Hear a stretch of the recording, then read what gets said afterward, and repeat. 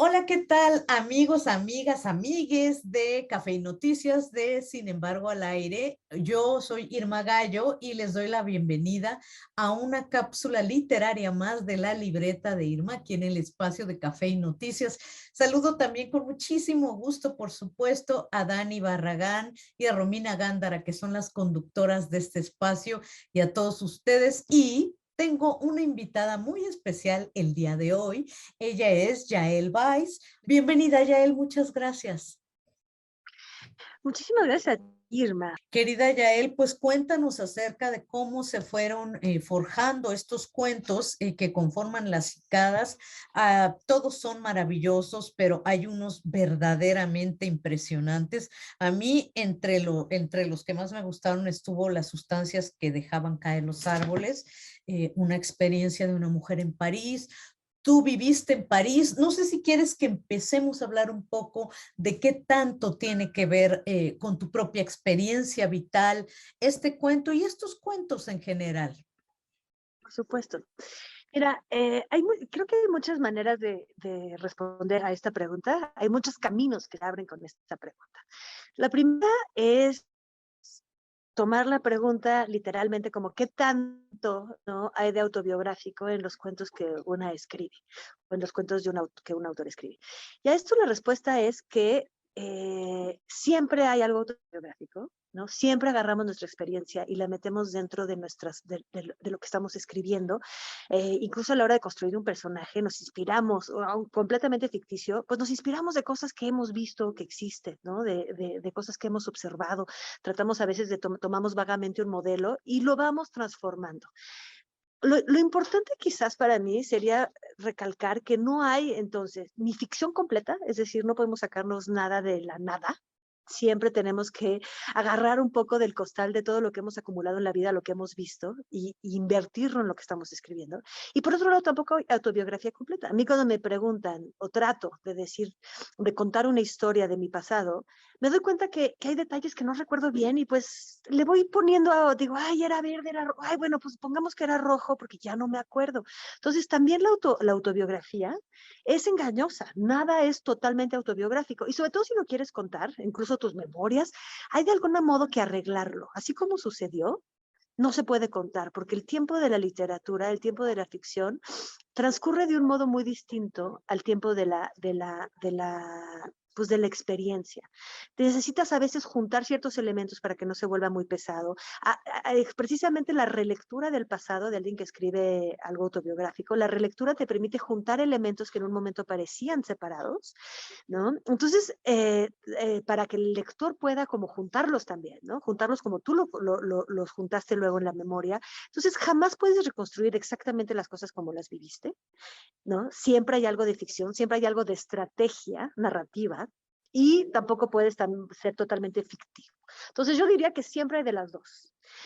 Por otra parte, sí, traté en este libro de cuentos muy, quizás contrariamente o en el sentido de evolutivamente, si quieres, dentro de mi escritura, me fui un poquitito más hacia el testimonio, hacia acercarme muchísimo más a la crónica. Digamos que he estado ejercitándome en la crónica y entonces he retomado, ahorita estoy trabajando en crónicas, todavía no salen, entonces, pero es un género en el que me siento muy cómoda, agarrando un personaje que dice yo y que está tomando partes de su experiencia. Aquí son relatos, es decir, que hago un poquito más de trampa, es decir, es mi experiencia, pero la arreglo justamente para que pueda leerse de una manera más concentrada, de una manera más intrigante, de una manera más sorprendente. Pero creo que en este libro algunos de mis cuentos se acercan muchísimo más al trabajo de crónica que ahora estoy realizando. Y hay otros, por ejemplo, en donde me checa esto que acabas de decir de la crónica y que tiene más que ver justo, que está más del lado de la crónica, no sé si estoy inventando, pero a mí yo me iría por este de las cicadas y que además me descubriste a mí unos seres que yo no conocía y no tenía la menor idea que existían, que son las cicadas, ¿no? Sí, Las Cicadas es nuevamente un personaje que dice yo. Es un personaje, cuando tú tomas un personaje eh, y lo desarrollas en primera persona, inmediatamente te sientes más cercano, digamos que lo tratas de vivir por dentro y se parece muchísimo más a ti, se parece más al escritor. Una vez más, los parecidos completos son imposibles. De hecho, si quisiera retratarme a mí misma, me costaría mucho trabajo. Hay autores que se han tratado de retratar a sí mismos y es la obra de una vida, ¿no? Es más, Montaigne, nuestro querido Michel de Montaigne, el autor, el padre del ensayo, pues inventó este género tratando de, en cierto modo, pintarse a sí mismo, pintar sus reflexiones, hacer un autorretrato. Y bueno, aunque muchos los reivindican como también uno de los padres del autorretrato, de la literatura del yo, es también el padre del ensayo, que es un género que se aleja también mucho del yo, para retomar como reflexiones generales sobre el mundo y no forzosamente sobre uno mismo. Entonces, el de las cicadas se inspira, en efecto, en unos insectos, para quienes no lo sepan, explico rápidamente, que son unas especies de cigarras que viven bajo tierra 17 años. Hay diferentes especies, algunas salen cada 3, algunas salen cada año, ¿no? Estas salen cada 17 años. Es un periodo larvario larguísimo, en el que viven bajo tierra como pupas, es decir, no totalmente formadas como adultos, y están esperando, digamos que están en un estado latente, durante todo este tiempo para salir todas juntas. Esta especie sale al cabo de 17 años para salir, vivir una metamorfosis, convertirse en adultos alados, con alas, al aire libre, cantar, que es un poco como llaman los machos a las hembras, aparearse, ¿no? Echar huevos y morir. Es decir, que son 17 años de espera, 17 años de latencia, 17 años de estar bajo tierra para un estallido de vida y muerte a la luz, digamos, ¿no? De un par de semanas. Pareciera que son las plagas de Egipto. De repente, el mundo entero de la costa este de Estados Unidos y de Canadá, no nos toca verlo en México, están completamente recubiertos por estos insectos que gritan, es atronador el ruido que hacen. A mí estos insectos me tocó vivirlos en Washington en 1987, estuve de sabático ahí con mis padres y por eso los pongo como contexto en este cuento que sucede en Washington, porque los vi ahí. Y me pareció que podían dar título tanto al cuento como al libro, por dos cosas. La primera es porque trato de que de que el cuento tome el momento que los personajes se metamorfosean, ¿no? Viven una metamorfosis, viven un cambio de identidad, ¿no? Y por otro lado, el cuento es así. El cuento toma un momento de intensidad, muchísima latencia. O sea, el cuento implica que hay muchas cosas que sucedieron antes, en las que no entramos a detalle. Llegamos solo al momento fulgurante, al momento de la revelación del conflicto.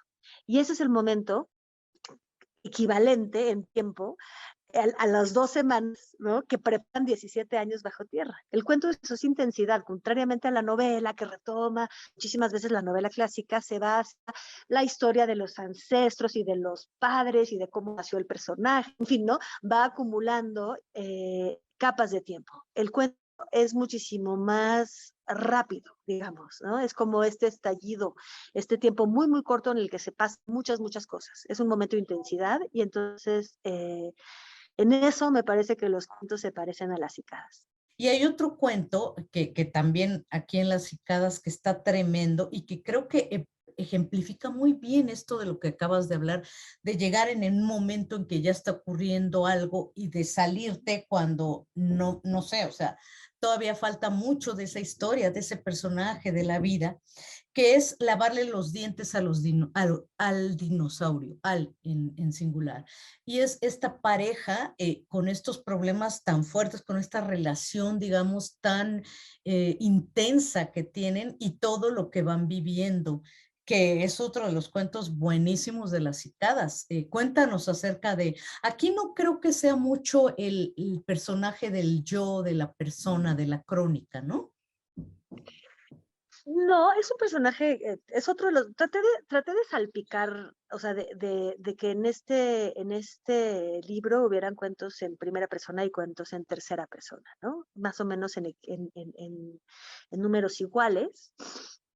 para explorar estas dos perspectivas, ¿no? Ya que se trataba de identidad, visto una mujer, todos son personajes mujeres, ¿no? Visto desde afuera y visto desde adentro.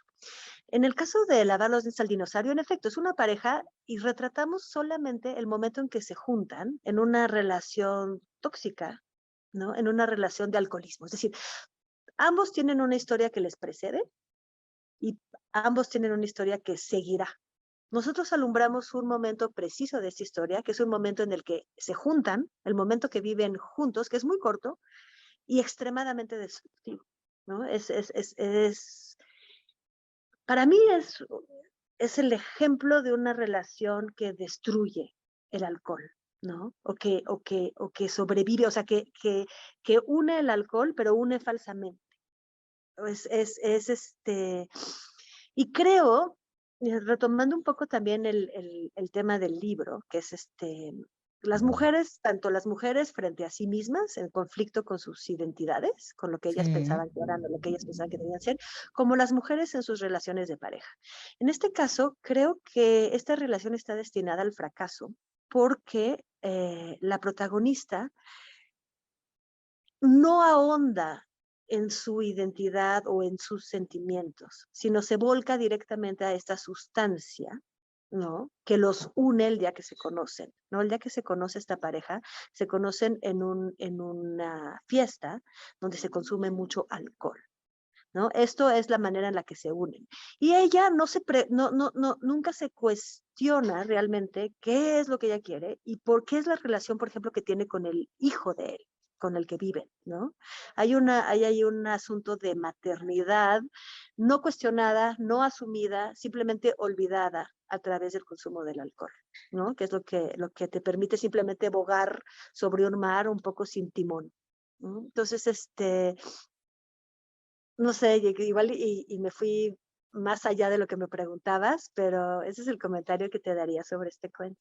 tú me diste ahorita un norte interesantísimo, que es el título de Las Cicadas, que tiene que ver con estos personajes, con estas mujeres que están o en un momento de reconocerse, de cambiar, de transformarse, y en ese sentido el de la directora, el cuento de la directora también es fuertísimo, ¿no? Es como enfrentar la propia violencia, la violencia que a ella la erotiza, no quiero hacer spoiler, pero bueno, es una cosa muy violenta lo que a ella la erotiza y al mismo tiempo ella está lidiando en su trabajo cotidiano con cómo enfrentar la violencia que se sufre en ese entorno y que sufre una niña en particular que ha sido violada en la escuela, ¿no? Lo que me interesa abordar, por ejemplo, en este cuento y en varios de este conjunto, no solo en este, es el hecho de que somos seres contradictorios y complejos, ¿no?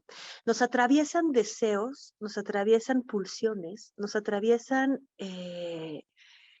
fantasías con las que no estamos forzosamente de acuerdo, ¿no? Toda una parte del inconsciente que está ahí, toda una parte de nosotros que nos asemeja también, que nos puede parecer poco monstruosa.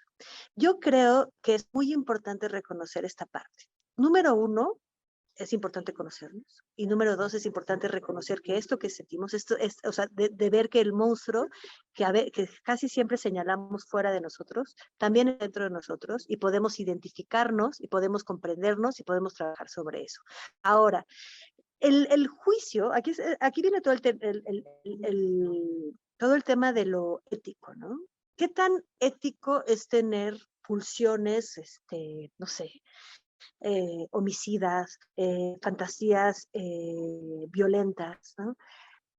Yo creo que el tema de lo ético no entra ahí justamente, porque esa es una parte que no controlamos de nuestro cerebro. Una cosa es lo que somos y una cosa es lo que hacemos, ¿no? Una cosa es lo que nos atraviesa por dentro, otra cosa es lo que vamos a hacer con eso.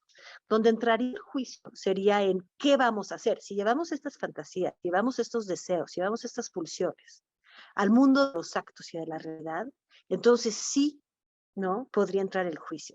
Pues te agradezco muchísimo, Yael Vais, por esta entrevista. Ya saben, Las Cicadas ya lo pueden conseguir en cualquier lugar. Está publicado por Elefanta Editorial.